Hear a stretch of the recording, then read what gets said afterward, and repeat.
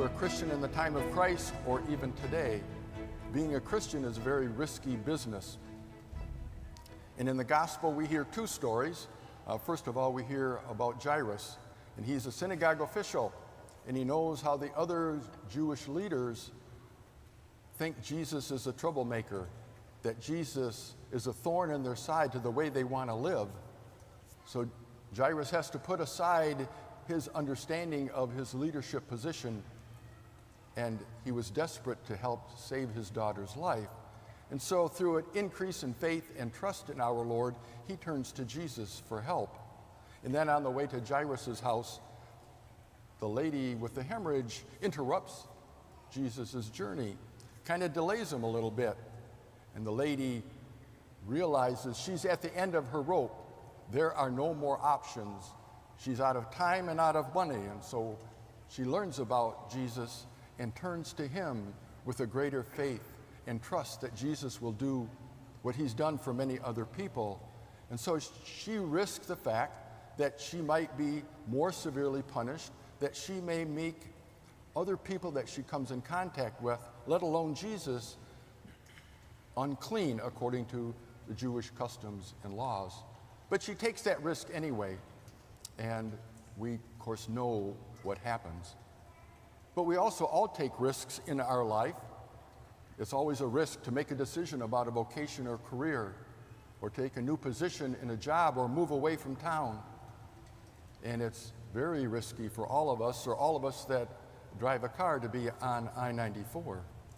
And so no matter what it is in our lives, and there are many other examples, we take that risk of how we live our lives. But as long as we put our faith and trust in our Lord, we know that he will help us with the outcome. Another important message from the gospel is the fact that Jesus wants to be in contact with all of us. The woman touched his cloak, he held the hand of the little girl, but he wants both physical and spiritual communion and contact with us. He certainly could have operated by just using a thought and raising that to the Father and curing the woman and Jairus. But he touched them on purpose. He touched them like he touches us. Jesus could have used, or does use, material things or matter to be physically close to us. He uses water and oil, bread and wine, because it fits our human nature.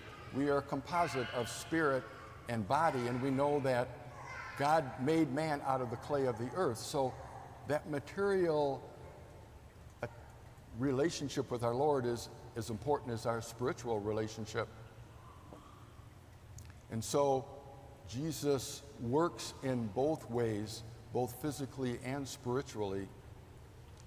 But every time we come to Mass, we also take a risk. It's not risk of danger or of uncertainty, but it's the risk to grow closer to our Lord, to love him more deeply. It's a risk to be more forgiving. It's a risk to do the will of the Father. And so, as we celebrate Mass today, you might think about, am I willing to take that risk, the risk that will draw me closer to Christ? Because, as we heard in the beginning of the first reading, God did not make death. He wants us to be alive and with him for all eternity.